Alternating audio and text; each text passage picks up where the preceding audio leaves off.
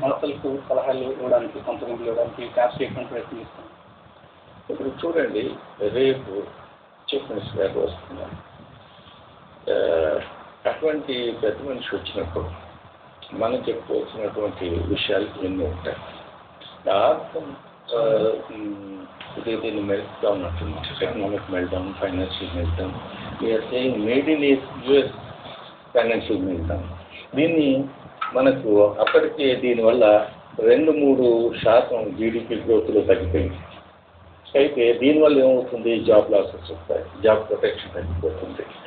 అయితే ఇది ప్రొటెక్ట్ చేయడానికి మనం ఈ మెల్ట్ డౌన్ను రివర్స్ చేయడం, public investment is more important. Therefore, we are suggesting several measures like road construction, infrastructure investments, taking the investments to the rural areas so that the rural development takes place. Thereby, creating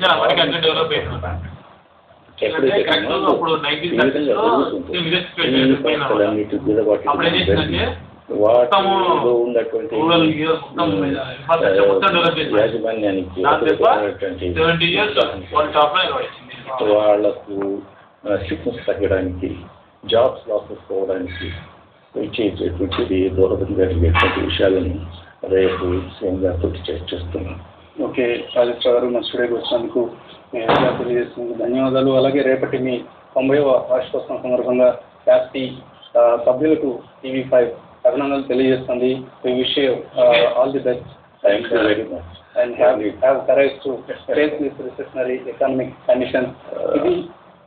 I strongly believe if our government and our industries and everybody put their mind together, what is said, walk together, talk together, act with one mind.